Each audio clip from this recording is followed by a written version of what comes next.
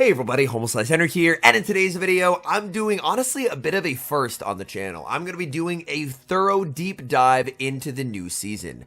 We're going to be taking a look at the old meta, seeing what Pokemon are falling out of the meta, what new Pokemon are rising in the meta, which Pokemon whose rankings I believe in, and which Pokemons I feel are going to be a bit fraudulent.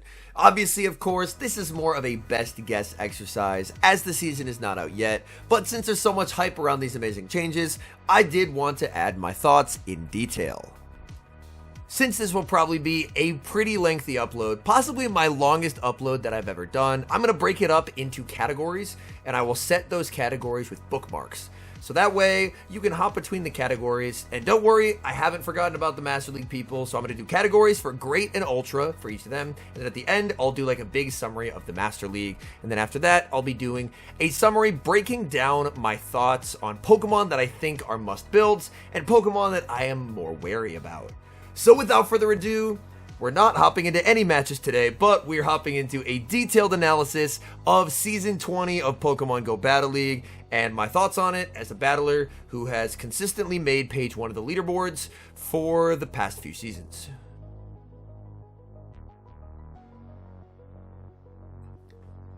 The first category I'll be going through is the neutral normal types. Think of these as like the bulky, flexible picks that you can use to absorb damage and have a lot of neutral play. In the current Open Great League meta, that is Lickitung and that is Vigoroth. From the start of this competitive season, which was September 1st of 2023, Lickitung and Vigoroth have offered a tremendous amount of neutral play.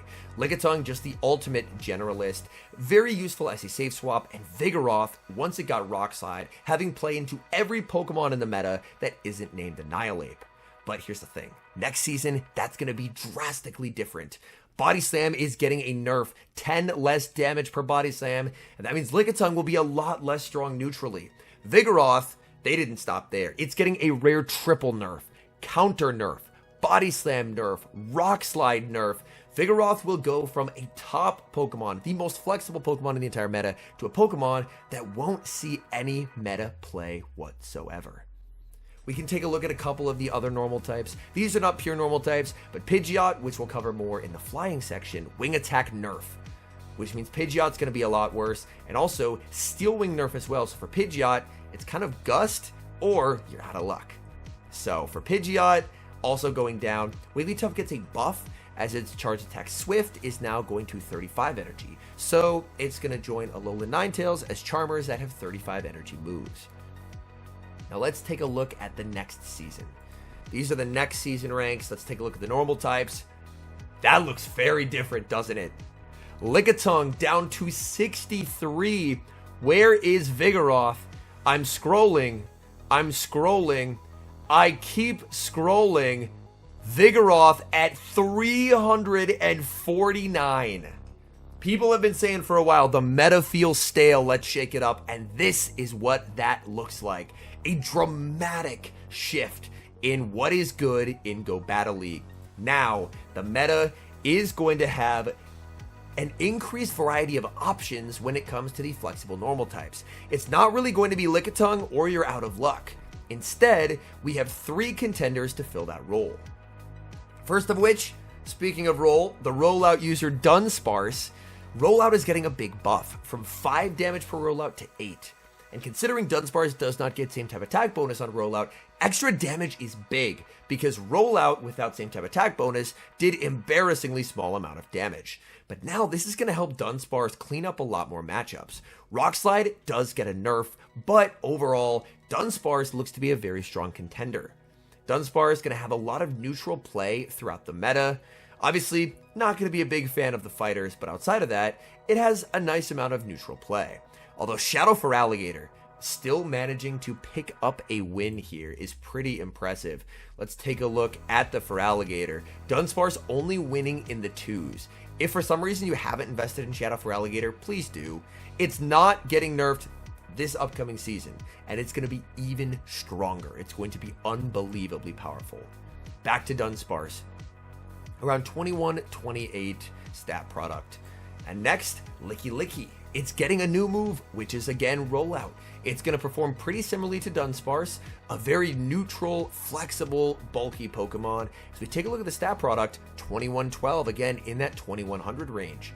And Miltank as well, 2112. So there are now 3 very bulky, flexible normal types, and if you notice what none of them have next to their name, XL.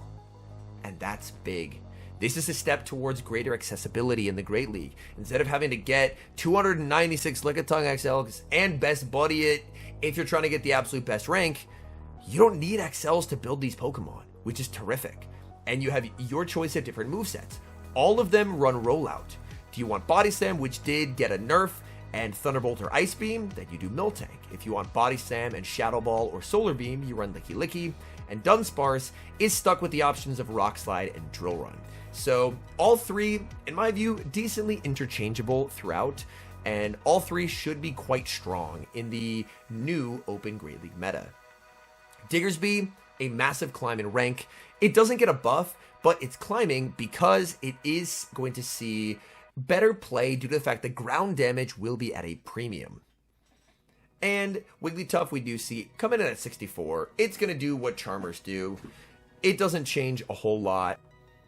The final one for the Great League that I want to talk about is Ursaring. Ursaring is going to play very differently to these other 3 big normal types. In that Ursaring, it's not bulky. It's very glassy. It's all attack. Ursaring gets a buff because Swift is now 35 energy. And this means as we take a look across the pacing, Swift is 5454, close combat 6656. So Ursaring is going to be less of like a bulky, flexible Pokemon that you can take hits on and more of a sweeper. I think Ursaring, I believe in it more in the Ultra League, where Ultra League it does have a little bit more bulk, but Ursaring I'm very excited for. Trailblaze is also getting cheaper, but if you see the difference in damage here, close combat is going to be more than likely what you want to do. But it has great pacing, great damage output. The issue will be it's just very, very glassy. And now let's take a look at the normal types for the Ultra League. We go to the normal types here. Pidgeot reigns supreme, the top normal type. Staraptor sims well, but in practice is a lot worse than this, and Greedent is the big one. Greedent is severely underrated on the current rankings. Greedent is easily a top 5 Ultra League Pokemon. However, that will not stay forever. Pidgeot, Wing Attack nerf, Greedent, Mudshot is getting reworked, which means less energy but more damage, which means Greedent will be substantially less spammy, and the Body Slam nerf. Trailblaze does get a buff, it's going to be slightly cheaper, but that's not enough to save Greedent. Let's take a look at the next season, and we're in for a bit of a surprise here. Where did Greedent go? Greedent all the way down at 194. So for those who are frustrated by Greedent, a Pokemon that you're not going to have to deal with.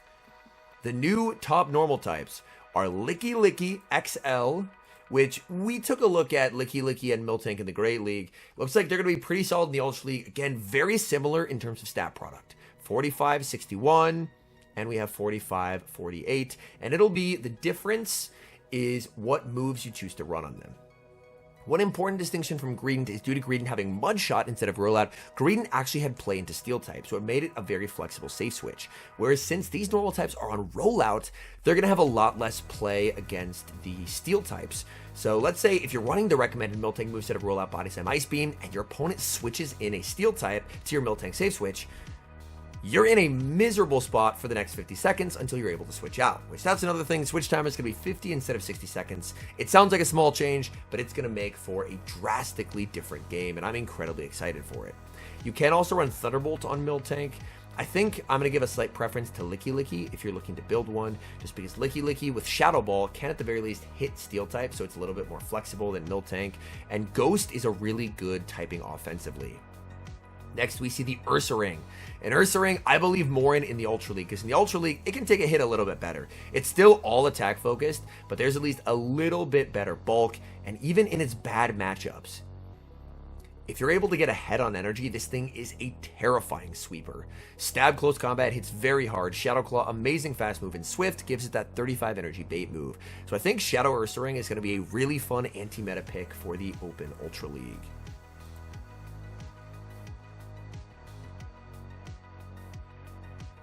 Our next category, we'll be taking a look at the fighting types. For as long as Go Battle League has been a thing, if a fighter is using a fighting fast move, it's using counter.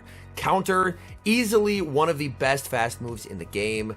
And here's the thing, as we take a look across the current Open Grade League meta, what do we see? Counter, counter. Obviously Gallade doesn't have access to it, or it would run it. Counter on Poliwrath, counter on Machamp. To be fair, Machamp isn't really good at the current moment, but outside of that, if it has counter, it is running it. But counter is getting nerfed. Counter nerf, less energy generation, means that a lot of the speed that Pokemon like Annihilate really like is not going to be there.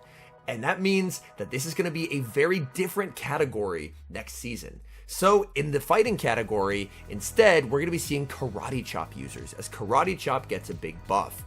Karate Chop Shadow Machamp at number 8 in the Open Grade League with Legacy Karate Chop, Cross Chop, and Legacy Stone Edge. Pangoro at number 11, getting Karate Chop for the first time. Machoke, I would not recommend building this Pokemon. Anytime I see a Pokemon that has 3 of the same typing of move, I do not think it will be very good. Because if you get stuck in a situation where there's a Pokemon with a fighting resist, like let's say Shadow Machoke into a Clodsire, you're just out of luck. Whereas some of these other fighters, like Pangoro, at least has Night Slash. In that particular instance, Machamp would actually be walled too. But let's say a Flyer. You're going up against a Jumpluff. Machoke can't do anything. Machamp has Stone Edge. So for that reason, I would not recommend Machoke. I don't think it's very good. But I think Machamp is going to be the king fighter. Machamp is very, very glassy, but with the Stone Edge coverage, it'll be very flexible because Stone Edge can even hit the fairies for neutral. So if you have a ton of Machamp energy, you can actually potentially flip an Azumarill. Whereas Pangoro is going to be incredibly strong neutrally, but as we see, its bad matchups are going to be where close combat is resisted. Anytime close combat is resisted, Pangoro is going to have a tough time. Like Jumpluff, Azumarill, Charjabug, Clodsire, not going to be a fun time. It does have incredible pacing though. Straight 4 to Night Slash, straight 5 to close combat. So Pangoro is going to be incredible neutrally and in type advantage matchups. But if you're running it, you have to run Pokemon that are going to be able to handle these fighting type resists, specifically fairies. So pairing it up with something like a Poison could potentially work out quite nicely. Let's say maybe even something like a Clodsire, which would have poison damage for these two, wall the energy of Charjabug, and hit Mandibuzz for super effective. So Machamp, I think, is the more flexible option overall. Like, I could see people safe switching Machamp. Granted, if it gets stuck on a Clodsire, you're in for a pretty bad day. But outside of that, it can hit a lot of things at the very least for neutral. Whereas the Pangoro is a little bit more limited in its coverage. And now, let's take a look at the Ultra League. Let's go back to our current season, and in the Ultra League, you're never going to guess who's on top. It is going to be the Poliwrath. Poliwrath everywhere. It's inescapable in the Ultra League. It is on like 75% of teams. Icy Wind, non-stop debuffs, no more. Counter nerf hits the Annihilate, and it hits the Poliwrath in a massive way. And losing that pacing means these Pokemon are a shell of their former selves. Cobalion and Virizion, unchanged by the nerfs. But as we take a look at next season here, and we take a look at fighting, look at this. Pangoro number 4. Pangoro, again, in these situations where close combat is resisted, it's a little difficult. But against Cresselia, up energy, that's flippable. Virizion, if you're up energy and can land close combats, also flippable. Skeledirge, up energy, flippable. So Pangoro, as long as you protect it from the fairies, again, looks to be very good. Same with the Shadow Machamp. Cobalion rising as well. Cobalion will be interesting. It's very, very bulky, so I do think Cobalion will see a bit of an increase, but I definitely think any of these 4 fighters right here, you're not going to go wrong in the Ultra League. They should all be very good. Pangoro is just far better than Scrafty, because something like Scrafty, counter, power-up, punch, and foul play, doesn't have the closing power and the speed that Pangoro has. Again, I'm going to re-show it. Straight 5 to close combat, straight 4 to Night Slash, even Machamp here. Let's take a look. Straight 4 to Cross Chop, 7 to the first, 6 to the rest for Machamp. So that's current Shadow Charizard count. 7 to the first, 6 to the rest for that legacy move of Stone Edge. And with the Rock Slide nerf, you're going to want Stone Edge. 45 for 78, or 55 for 120. Stone Edge, absolutely the way to go for that. And Poliwrath down to 41. As Poliwrath, let's take a look here at its new pacing. Now Icy Wind 8-7-8-7 instead of the 7-6. And the Scald 9-8-8-9. That lack of pacing really hurting Poliwrath. And Annihilate just missing in action. Where did Annihilate go? All the way down to 184. It's below Hariyama. It's below Hariyama. So Annihilate had a nice run of about 7 months, but Niantic said no more. We are switching it up.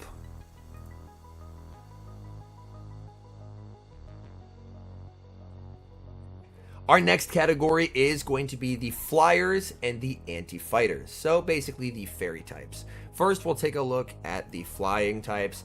And right off the bat, in Open Grade League, this was the season of the Flyer. With that September update, Gligar rose to top meta status and has been the best Open Grade League Pokemon for the past year.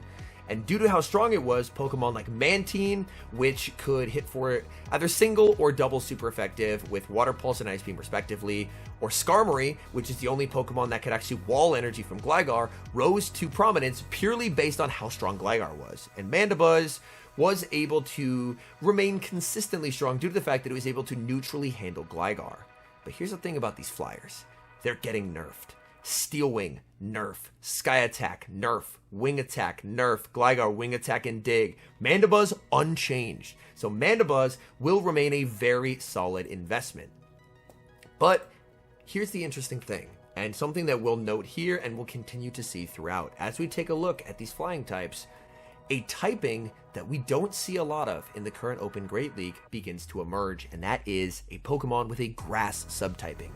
Due to the Skarmory buff, Skarmory has absurd defensive resistances. Compared to the amount of types that it's weak to and the amount of types that it resists, it is problematically strong defensively. The Steel Flying typing is unbelievably good. I believe it's only weak to 2 typings, Fire and Electric, and has over 10 defensive resistances. It's absolutely insane how strong it is defensively.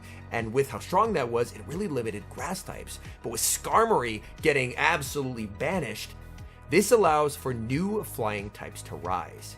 And that's Jumpluff. Jumpluff getting a Fairy Wind buff, which means it's now going to do extra fast move damage. And it has your choice of Aerial Ace, Shadow Ball, Aerial Ace, Energy Ball, not Shadow Ball. Shadow Ball would be pretty cool. Aerial Ace, Energy Ball, Acrobatics, Energy Ball, or Aerial Ace, Solar Beam.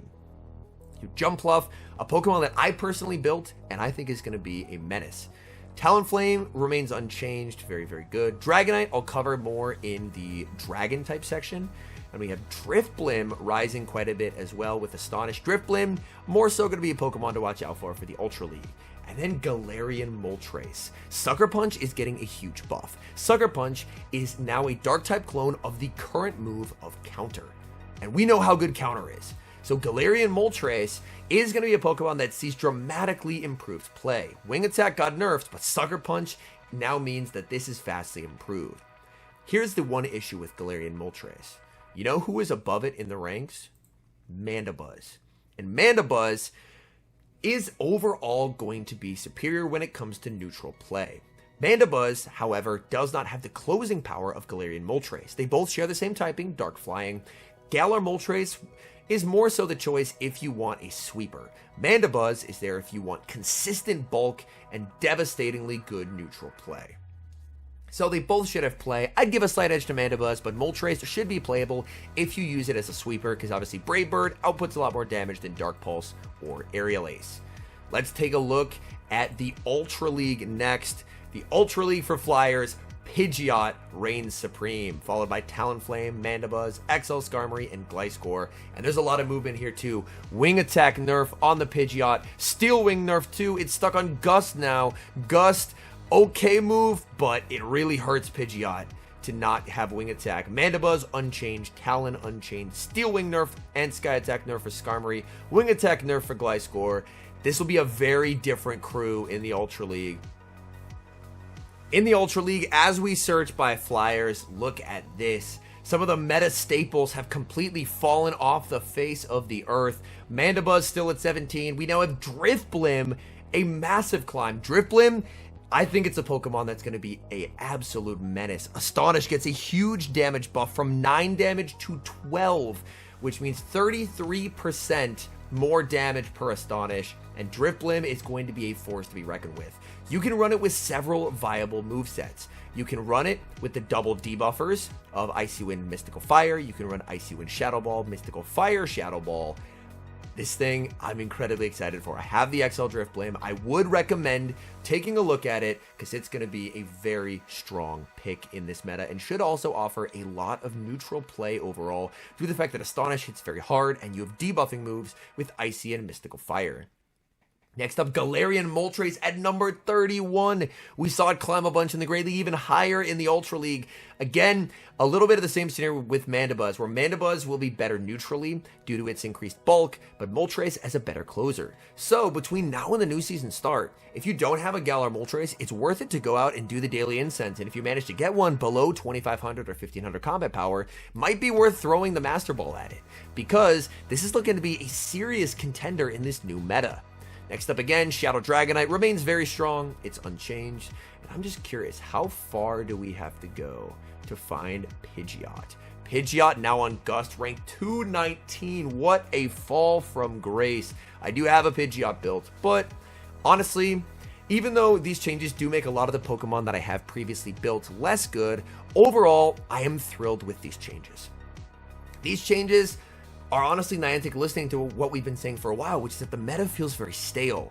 It didn't really feel like there was much change from season to season, and there was a lot of the same old stuff, and Niantic said, we hear you, so guess what? Here's a brand new meta, and I'm really, really excited to play it out. As we go back to the Great League from the current season, we can take a look at the fairies. This falls into the anti-fighter role, and right off the bat, we have 2 up top, Carbink and Azumarill. And then we have quite a few fairies after that. Carbink, Rock Slide nerf. Rock Slide's going to be more expensive, but Power Gem does get a buff. Azumarill unchanged, Wigglytuff gets Swift. Tapu Fini, Surf will be more expensive. We don't know how much that will change yet, because we have most of the numbers, we don't quite have all of them, so a bit worse for Tapu Fini overall. Whimsicott, a Fairy Wind buff, should help it a little bit, especially because it honestly felt pretty fraudulent against most fighting types. So having a little bit extra fast move damage should help Whimsicott in that role. And a Pokemon that's going to see a meteoric rise. Galarian Weezing, Fairy Wind buff, Brutal Swing now cheaper. This thing is going to be a beast. Same with Clefable. Clefable, Fairy Wind buff, Swift cheaper as well. Fairy Wind to Brutal Swing and Fairy Wind to Swift is straight 4. This meta is going to be a very fast-paced meta, and with that 50-second switch timer, that means there's going to be a lot of dynamic play, and the hope is it's going to be a meta more reliant on skill and in-game decision-making than just winning off of alignment. And I think I can say for basically everyone that that would be preferred. And finally, Florges. Florges getting a buff to Fairy Wind. And let's take a look at the next season here. Let's take a look at our fairy types. As we do see Carbink unchanged. Clefable, what a massive climb. All the way up to number 10. Clefable, I think it will be solid in the Open Great League. Most people probably already have one. I think in terms of recommending it, I'd probably recommend it for the Ultra League a bit more, but it will be vastly improved. Galarian Weezing's a Pokemon I'm very excited for. It's going to offer a tremendous amount of neutral play in both leagues. You can run Brutal Swing Play Rough or Brutal Swing Overheat. And the Brutal Swing, again, it's straightforward to a move. Play Rough 7767, Overheat 7666. So I'm incredibly excited for Galar Weezing. Florges, I feel, in my view, that this rank is pretty fraudulent. Again, it's the same thing with the Machoke. I don't like running Pokemon that don't have coverage. And even with Clefable, if you get stuck against a fire type, you at least have Swift. Against Florges, you're just throwing resisted damage and hoping for the best, and it's not going to be a particularly fun time. Wigglytuff, also now recommended to run Swift. We'll be able to get to that every 6 charms, so Wigglytuff has better pacing. Whimsicott, a small climb here thanks to increased damage from Fairy Wind. Klefki, a Pokemon that I have run before. Klefki, still not going to be amazing. And then Mawile, regardless of fast move, is a limited Metamon at best. And Tapu Fini falling substantially. Oh my goodness.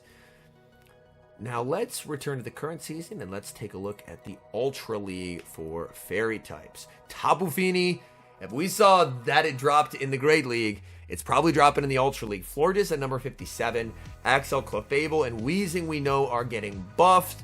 So, you know what? I'm impatient. I want to take a look at the Ultra League here. We go, and wow. Clefable, rank 3, XL, with the Fairy Wind, Swift, and Moonblast. This rating is probably a bit inflated by assuming a successful bait and nuke, but I still think XL Clefable should be very, very strong. Like, neutrally, it's going to be able to put up a pretty nice fight. I'm curious about this Cresselia matchup. Cresselia matchup, you win the 2s as Clefable. So, pretty nice that it's going to be able to handle that neutrally. Florges, again, mono fairy moves, I'm not a big believer in. Galar Weezing, though, I think it's going to be amazing. In the regular form in Great League and the XL form, I think it's going to be so good. It has insane coverage options. You're always going to run Brutal Swing no matter what because of that straight 4 pacing. That's like Quagsire to Aquatail in this current season. The pacing is just too good. You can't get away from that pacing. However, you have your choice then of Play Rough, Overheat. Could run Hyper Beam if you really wanted to. That's, of course, going to be the highest base damage overall. But Weezing, it's going to be incredibly good. Fini drops all the way to 39, which is a bit of a surprise.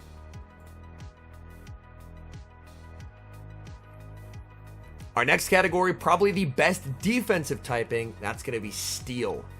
And what do you know? There's a lot of Steel types in the top 20 in the Open Grey League. Registeel number 1, Skarmory number 4, Bastiodon number 8, Empoleon number 17 and 20, Galarian Stunfisk, and we do see Steelix and Alolan Sandslash. So Steel types all throughout these top ranks, as Steel is an incredible typing. Here's the thing. Again, a lot of these getting nerfed. This is Niantic saying, we hear you. We are adjusting this meta.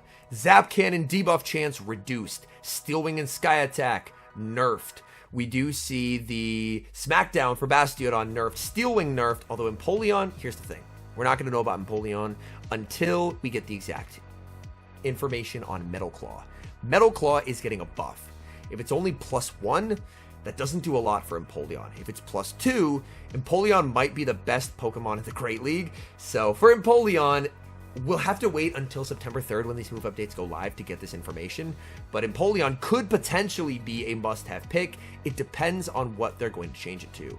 Stunfisk, Mudshot getting a rework, so it's going to have less pacing. But again, it has Metal Claw, so we'll have to wait and see.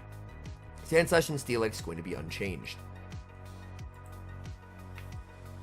And as we move to the new rankings here and take a look at the steals, Bastiodon falls a bit, Registeel falls quite substantially, Sandslash up, and on top of that, we just see a lot of Pokemon just missing in action. Skarmory is just gone.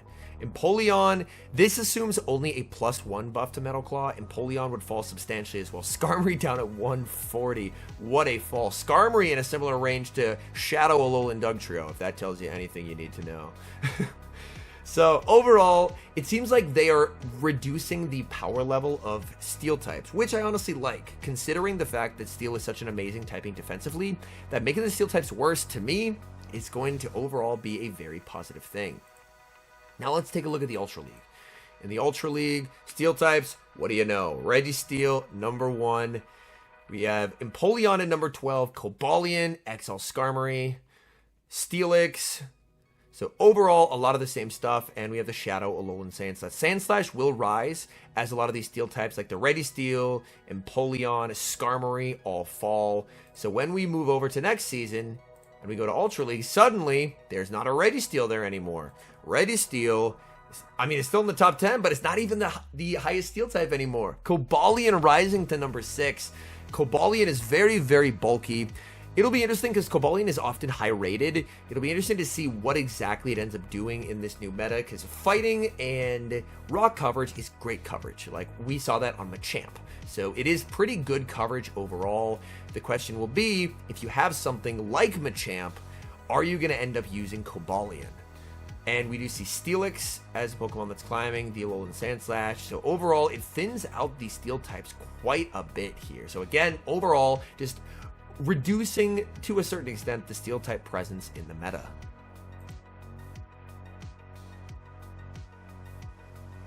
The next category will be the ground types, aka the Mud Boys. And as you take a look here, if it wasn't the season of flying, it'd probably have to be the season of ground. Look at this. Quagsire, Gligar, Swampert, Clodsire, Galarian Stunfisk, and Whiscash. Ground types everywhere across this top ranking of the current Open Great League. But as you take a look across this, you may notice something that these Pokemon have in common. Every single one of these Pokemon, ground types ranked 36 and above, are getting nerfed.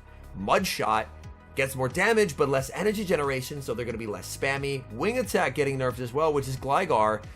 And we are finally going to see some ground types that don't have Mudshot rise to the top, which is very exciting. This category completely redefined by Niantic. Let's take a look at the grounds.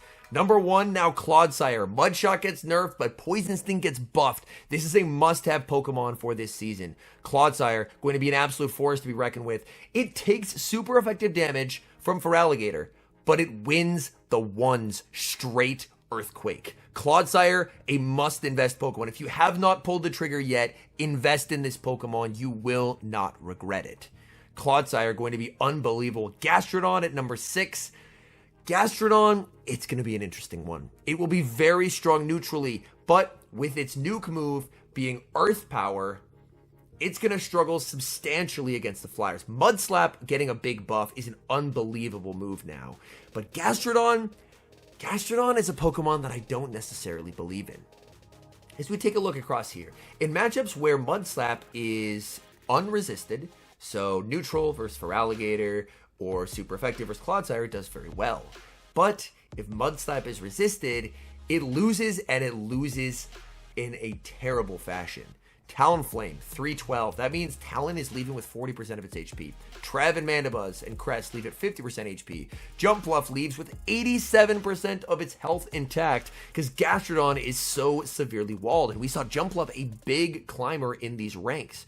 So while Gastrodon is very strong neutrally, if you team build with it, you have to prepare for Pokemon like these or you will get completely annihilated. So Gastrodon is very strong, but ends up being very alignment dependent. And with Skarmory gone, it doesn't have that Pokemon to form a perfect core pairing with. Next up, Shadow Quagsire. Shadow Quagsire, Mudshot rework means that its pacing is a bit worse. It used to be straight 4 for Aquatail. It's now 5-4, 5-4. And Stone Edge is the 7-7-7-7 instead of the 7-6-6-6. So you can no longer do the 10 Mudshot, Aquatail plus Stone Edge double up anymore. That's unfortunately not something that you're going to be able to do. You're going to have to do 12 to actually get that double up instead. Next up, your eyes are not deceiving you. That is not an Alolan Marowak. That's a Kanto Marowak. Kanto Marowak is quite bulky. 2025, good defense and HP there. And Kanto Marowak honestly fills a little bit of the Galarian Stunfisk role that we used to have. Galarian Stunfisk used to be a top meta contender until it did end up getting nerfed because the rock ground coverage is incredibly consistent coverage offensively. It is a mud slapper, but to me, I prefer the Marowak over the Quagsire. Sorry, over the Gastrodon. When it comes to Quagsire and Gastrodon, as we take a look at both, Gastrodon is stronger neutrally, but Quagsire is more flexible. So for me, I'll probably prefer running Quagsire more because Quagsire less bad in its bad matchups compared to Gastrodon. And the Shadow Marowak, I think I'll actually like it a bit more than Gastrodon as well. Gastrodon a bit stronger neutrally, but the Marowak is a lot more flexible. Obviously, Jumpluff, very awkward because you end up getting outpaced here. The question will be, does this involve an Aerial Ace bait? It does involve an Aerial Ace bait in the ones. If we take away that bait, what does this look like? It looks like that even without a bait, Jumpluff is still a terrible matchup for the Marowak, but if you're up energy and can land a Rock Slide, that's very different, whereas Gastrodon up energy still can't do much of anything. But Marowak, outside of that really tough loss to Jumpluff, you're being able to beat stuff and quite convincingly here, but even in the bad matchups, you're losing less severely than something like a Gastrodon where stuff's leaving on 50% HP here, they're leaving on 40 to 30% HP. So to me, I'm really excited for Shadow Kanto Marowak. Mudslap gets a massive buff in energy and damage. I built mine. The Shadow Cubone hasn't been available for a while, so you might have to check your storage, but I think it's going to be really, really good. Mudslap's a great move. Bone Club is getting buffed as well, and I think Kanto Marowak is going to be a terrific Pokemon, especially considering how strong Clodsire is. As we continue to scroll through the category, we already talked about Diggersby, Golurk. Somehow at number 33 in the current Open Great League rankings. Mudslap buff, and Shadow Punch is getting a buff from 40 to 55. Golurk is going to absolutely annihilate the Halloween Cup. It was already strong in the Halloween Cup, and they made it far stronger. As far as the Open Great League, I think it suffers from a bit of the same issues that Gastrodon does, where it'll be very strong neutrally, and it's a complete wall to Machamp, which is a valuable thing to have, as Machamp is very good. So it's a core breaker to the Clodsire Machamp core, which I think is very valuable, and I think it will have some nice play. It also beats Gastrodon, because you can't body slam a ghost type. It's not going to do a lot. But Golurk is very frail. 1600 stat product compared to the Kwak having 2000 and the Clodsire having 2352. So it's very frail. And if it gets stuck against Mandibuzz, it's in for a world of hurt.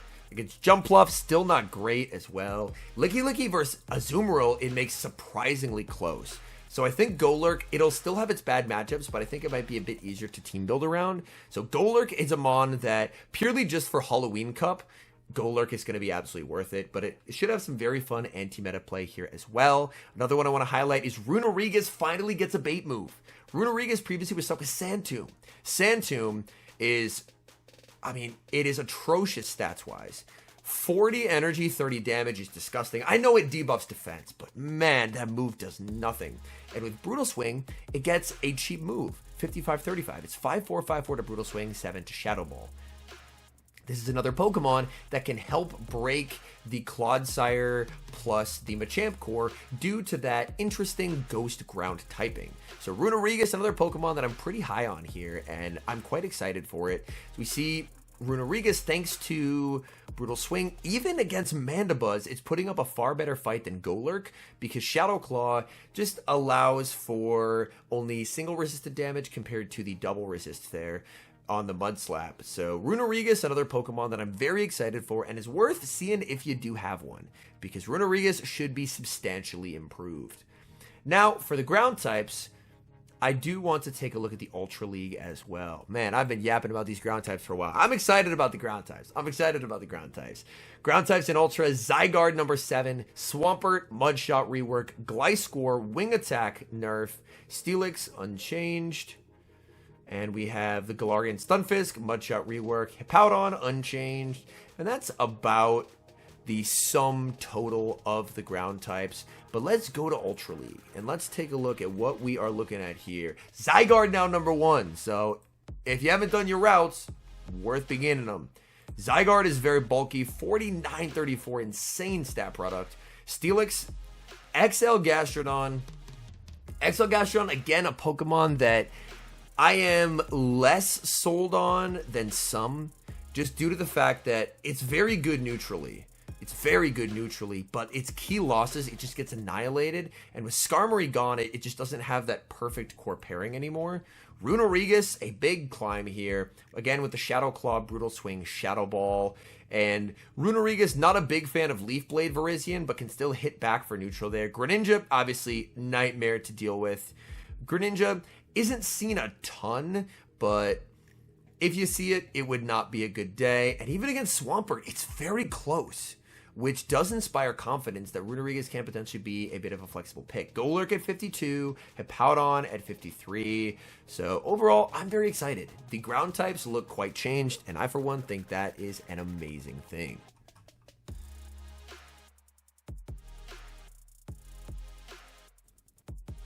Our next category will be the Dragons. Now, the Dragons here, I need to not put the S. Guzzlord, Goodra, for the Great League, Hakamo-o, Dragonair, Altaria, Arctibax, Shadow Dragonite, Giratina Origin. So a lot of dragons. Not necessarily in the top 20, but quite a few. Guzzlord is getting a buff. Brutal Swing now going to be cheaper, and it does do less damage, but overall it's going to be a buff. It's basically the same stats as Weather Ball, but dark type. So if you think about the damage range, damage energy, it's basically a dark Weather Ball. So Guzzlord is going to get a cheaper source of dark damage. Goodra unchanged, Hakamo'o unchanged, Dragonair, Body Slam nerf will hurt it a bit as you're going to have less damage. And as we take a look here, Body Slam, as we show the stats versus Aqua Tail, Body Slam was its better move. So neutrally now, you're probably going to be going for Aqua Tails because of that nerf to Body Slam. Altaria's Sky Attack nerf is going to hurt it as well, which is unfortunate. Giratina Origin unchanged and Arctibax unchanged. So let's preview next season now. We're taking a look at the Dragons. Guzzlord now recommended on Brutal Swing Sludge Bomb. Very, very interesting there. As we take a look at the stats, Brutal Swing is straight 4. It's the same as Claw. So actually foregoing Dragon Claw in exchange for coverage now. Straightforward to Brutal Swing, 6 for Sludge Bomb. Obviously, it's not going to be like immediately destroying every fairy type you see. Against a Charmer, you're still going to have a bad day. You're a Dragon Dark type, but it offers Guzzlord a new unique way to play, which is very cool. Goodra, obviously a lot of these unchanged. Altaria falls off the face of the planet down to 201 below Flygon. That is wild. And Shadow Dragonite is always ranked lower than it plays, but I still am very high on the Dragonite. Ultra League, the Dragons. Let's take a look. I can't type. Giratina Altered, number 1, unchanged. Zygarde, we saw when we were looking at the Mud Boys, is going to move to number 1. Guzzlord, again, Brutal Swing buff helps it. Goodra unchanged. Not much change in the Dragon side of things. As we do preview next season, when we take a look at the Dragons, Zygarde 1, Giratina, number 11. Guzzlord, again, now with Brutal Swing and Sludge Bomb. And Guzzlord does, again, I think it's a really, really nice core breaker. And on top of that, as well, now being able to run the Sludge Bomb offers you an ability, if you have a ton of energy, to potentially attack some of those fairy types that are a bit problematic for it. Komo-O, Goodra, again, yeah, not a lot of changes on the Dragon side of things overall, but I'm excited about that Guzzlord change. Next category, as I return to the current season, will be the Ghost. And here's the thing about the Ghost. There is a lot of changes. The Ghost currently Annihilate, Counter Nerf, Jellicent unchanged, Trevenant unchanged, Sableye, Shadow Sableye, Power Gem buff, more damage, less energy. Shadow Sableye to me is a must build. Here is one important bit of information about Shadow Sableye. Let's take a look here. Shadow Sableye versus Azumarill. And let's do rank 1 Shadow Sableye, and let's go to the 2 shield. In the 2 shield, Shadow Sableye is losing, and Shadow Sableye is doing 5 damage per Shadow Claw. Let's run a more attack-weighted Shadow Sableye, and let's see what happens here. A more attack-weighted Shadow Sableye, you do 6 damage per Shadow Claw, and you flip the 2s versus Azumarill. So there can be pros and cons for Shadow Sableye here. I think running high stat product isn't a wrong decision, but if you're using it as a safe switch, I think having a slightly higher attack to be able to flip 2s versus Azu is very useful. And we take a look here at the bottom. It says the minimum attack to get the breakpoint is 119. The max to guarantee is 123.45. And that just means like the better the Azumarill, the higher defense it is, the higher attack you need to breakpoint it there. So it's worth, as you take a look at a couple different potential Shadow Sableyes to build, it's worth simming them against the meta and seeing, do I want my Shadow Sableye to just be max stats, or do I want a Shadow Sableye that can flip the Azumarill 2s? So let's preview next season here. Let's take a look at our Ghost types. A big climb from Shadow Alolan Marowak, Fire Spin buff, and a Bone Club buff. Shadow Alolan Marowak actually rated pretty high here. Now my question will be, I was saying, where is Skeledirge? Skeledirge all the way down, my goodness. I still think it's going to be good, but Shadow Alolan Marowak might finally beat the fraud allegations. It had been good in seasons past, but it had been severely power crept, mainly due to the fact that Bone Club was a terrible move, but they fixed that. Bone Club goes from 40 to 55, Fire Spin damage buff, Alolan Marowak. Actually, I think it's back. I think it's going to be very, very solid. Obviously, keep it away from Feraligatr, it will get cooked, but outside of that, even in its bad matchups like against Mandibuzz, it's still putting up an okay fight. Like, Mandibuzz is only leaving on 30% HP there.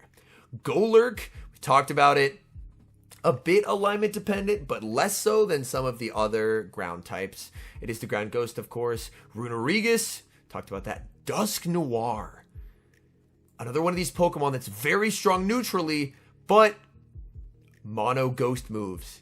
If you get stuck against one of these ghost resistances, so if you play it, you'll have to play it like Giratina.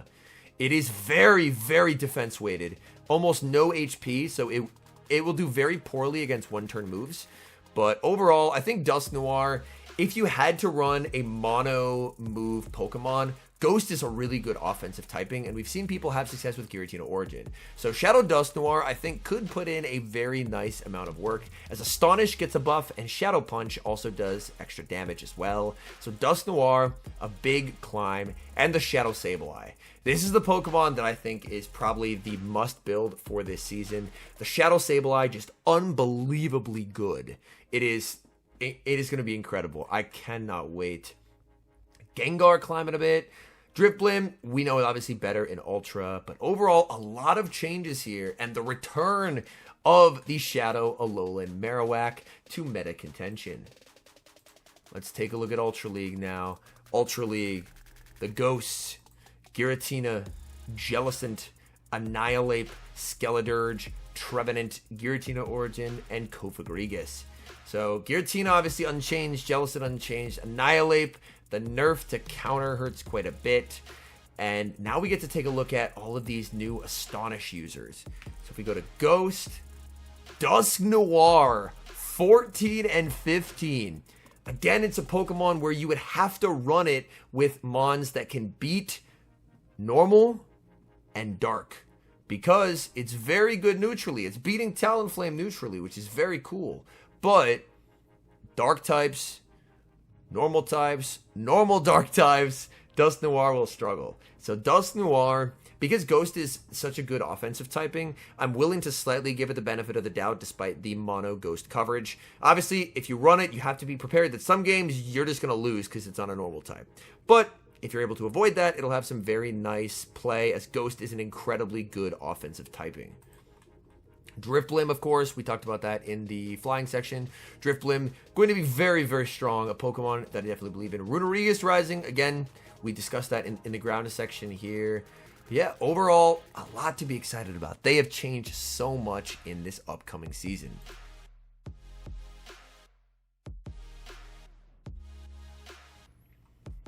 And finally, don't think I hadn't forgot about you, my Master League players.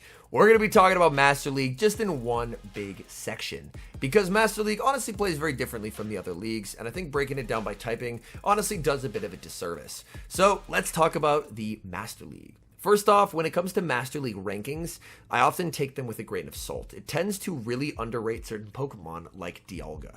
So as we take a look at these current rankings and we try and find Dialga, it's at 21.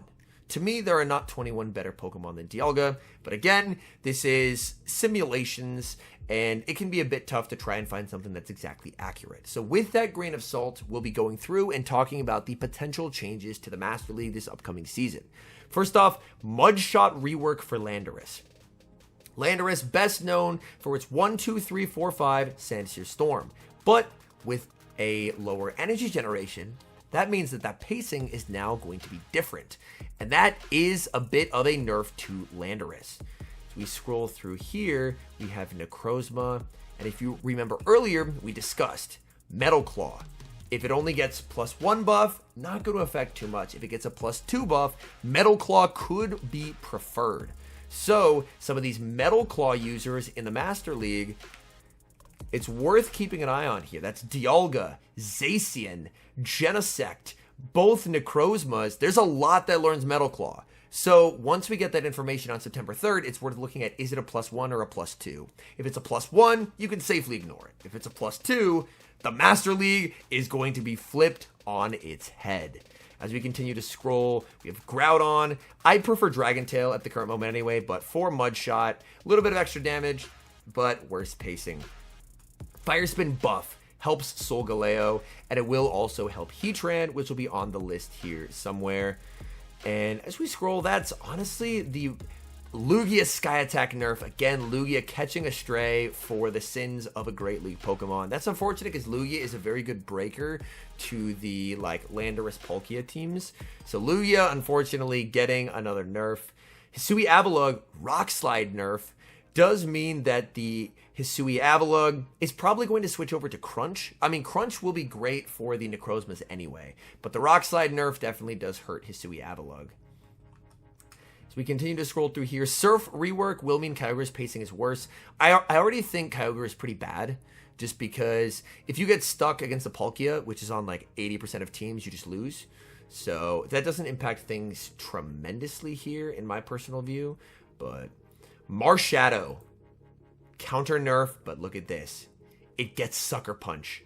Marshadow, I think it's actually going to be a little bit better.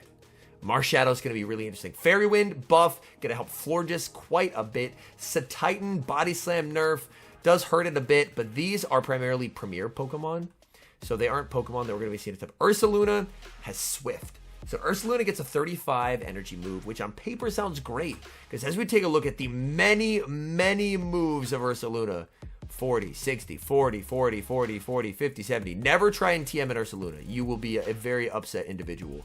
But Swift is now going to be 35, so it gets its cheapest move ever, which means that it's only 12 to a normal type move. However, normal type damage is kind of bad in the Master League.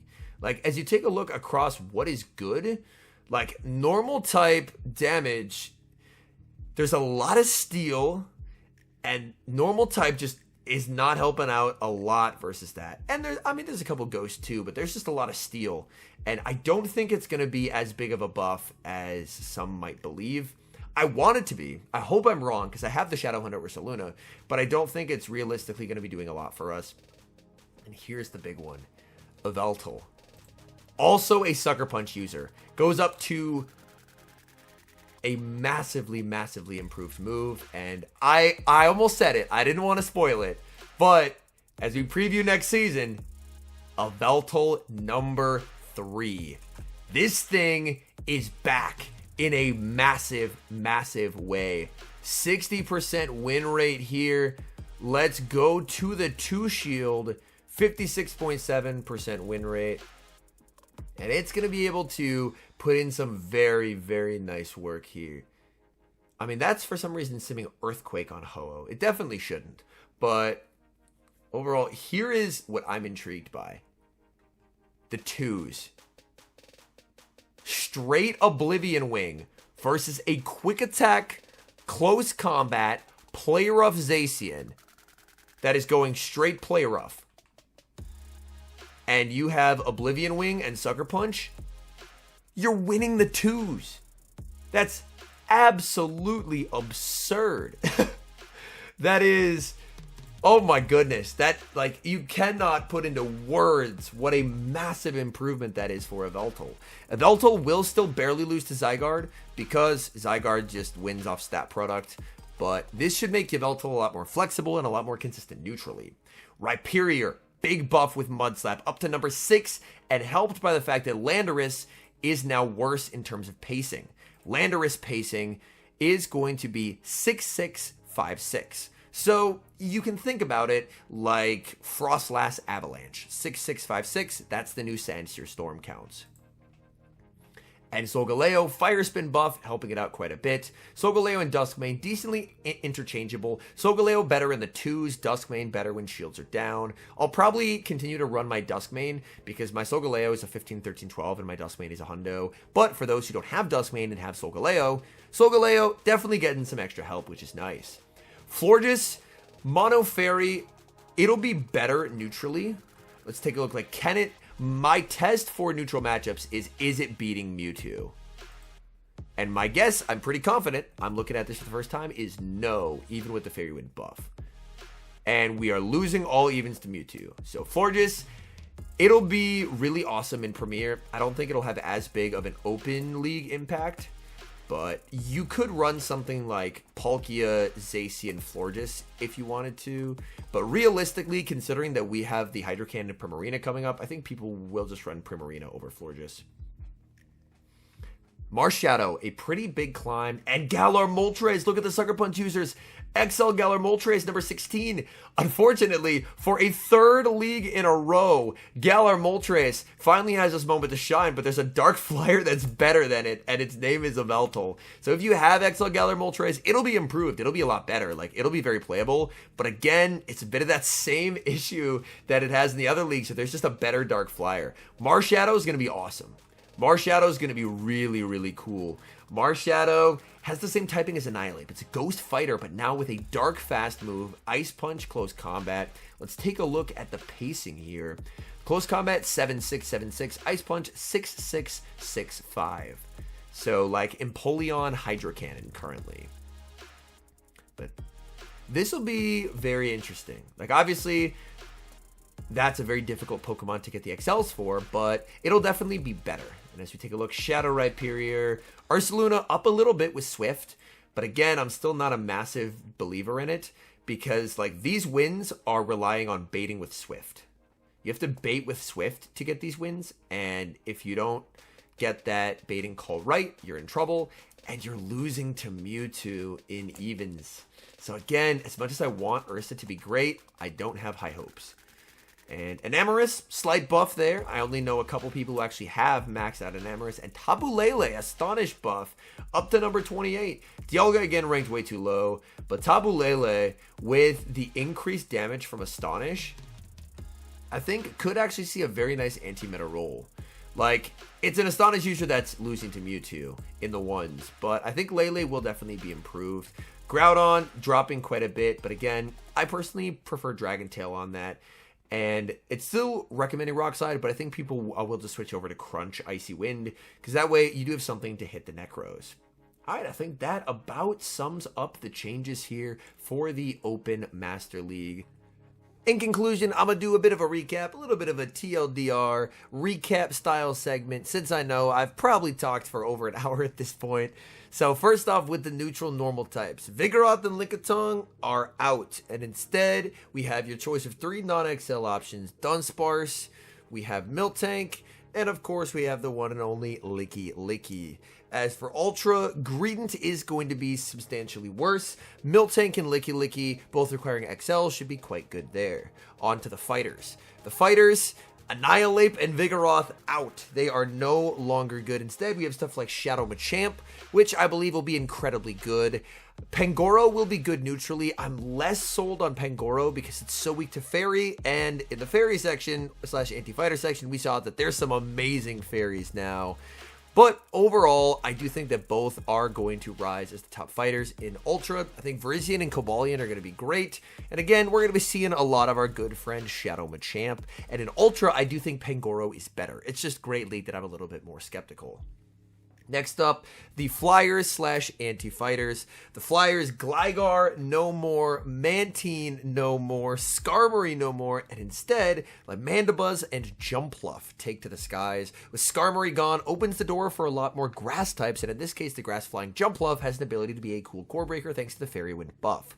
For the fairies, my goodness, it's almost an embarrassment of riches for the fairy types when we have Pokemon like our good friend Carbink getting a nerf, but still being ranked 2, Azumarill staying strong, and then new up-and-comers such as the Galarian Weezing, and of course the Clefable, both now having straight 4 pacing. So this will be a very fast-paced meta, and considering it has the 50-second switch timer instead of 60, I think this is going to be one of the more skillful metas we have ever had. Steel types, a big decrease in the usefulness of steel types as Pokemon like Registeel, Empoleon, and Skarmory fall, and honestly not a lot of new steel types rising to prominence unless Metal Claw gets a +2. If it gets a +2, we'll have to revisit this as this will be a very different story. But the Mud Boys / ground types, massive changes with the Mud Shot rework, basically eradicating most of the Mud Boys and instead giving rise to Pokemon like Gastrodon and the Shadow Kanto Marowak and Shadow Golurk. Gastrodon very strong neutrally, but in my view, a bit too alignment dependent for my taste, as if it gets stuck against a Flyer, or basically most anything that ends up resisting the Mud Slap, it's going to have a bad day. Like being a water ground type, against the grass, it's going to struggle no matter what, but as opposed to Mud Boys like Quagsire that have Stone Edge coverage for the Flyers, if you're stuck in that matchup as the Gastrodon, you kind of just lose. So I think, personally, I'm probably going to opt more towards the Quagsire, even post-nerf, and the Shadow Kanto Marowak. As Shadow Kanto Marowak has that rock ground coverage that we've seen Galar and Stunfisk have great success with in the past. Also, there's Shadow Golurk, buffs to Astonish and Mud Slap. I think that's probably more of a Halloween pick, but I'm still going to try it in Open Great League anyway. Next up, the Dragons. Guzzlord, now going to be running Brutal Swing as the bait, ditching Dragon Claw now for the poison coverage, and that does allow Guzzlord to be more flexible while still being a really good core breaker. So outside of that, the Dragons are pretty much staying as is with the exception of the Altaria nerf, and for the Ghosts, it's Shadow Sableye world, and we're all living in it. Alolan Marowak back to meta relevance as well, but I think the number one Ghost will be Shadow Sableye, and I think that'll be by a pretty long way. And if you are wanting to run a mono Ghost Pokemon and you don't have a Giratina, the Shadow Dusknoir is now an option. Mono Ghost moves, but Ghost is a very good offensive typing. You'll just have to protect it against the normals and the darks of the world. Anyways, thank you guys so much for watching. If you're enjoying the content, make sure to leave a like and subscribe to the channel if you haven't. And let me know down in the comments, what is one Pokemon that you are excited to try out? And a special thank you as always to our members here on YouTube. The support guys provide is sincerely appreciated. So thank you guys oh so very much. And until next time, I've been HomeSliceHenry.